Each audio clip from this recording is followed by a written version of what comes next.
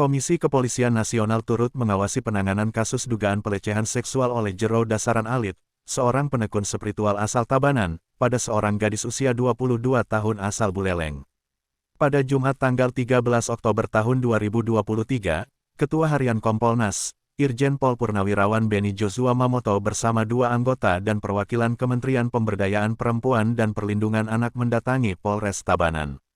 Usai pertemuan dengan Kapolres dan seluruh jajaran pimpinan di Polres Tabanan, Irjen Purnawirawan Beni mengatakan, Kompolnas bersama Kementerian PPA turun ke Tabanan untuk melakukan supervisi. Ia mengatakan kasus ini cukup viral dan ramai di media sosial.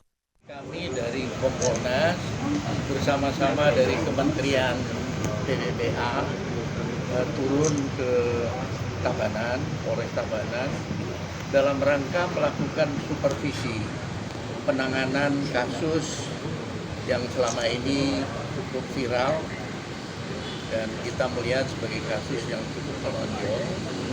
Nah, kami hadir ke sini menerima paparan dari penyidik, menerima penjelasan dari Bapak Kapolres tentang proses penanganan ini, dan kemarin kami sudah diterima oleh Bapak Kapolda, juga menerima penjelasan dari beliau tentang bagaimana seriusnya merespon kasus ini.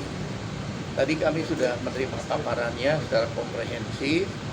Kami menyampaikan apresiasi yang tinggi kepada Bapak Kapolres, Kasat Reskrim dan jajarannya, juga Pak Kapolda dan Pak Wakapolda yang memberi atensi khusus kasus ini. Saya melihat penanganannya cukup lancar dan sudah sampai tahap penetapan tersangka. Tentunya setelah itu ada tahapan berikut yang perlu diselesaikan, dan kami dari Kompolnas mendorong untuk sesegera mungkin apabila sudah selesai penyidikan segera dilimpahkan ke jaksa penuntut umum agar nanti sesegera mungkin dibuka persidangan, publik bisa mengikuti apa yang sesungguhnya terjadi. Tak hanya mendapatkan pemaparan tentang penyidikan yang dilakukan untuk kasus JDA, tim dari Kompolnas dan perwakilan dari Kementerian PPA juga menyempatkan bertemu dengan korban, NCK 22 tahun di ruang konseling PPA Polres Tabanan.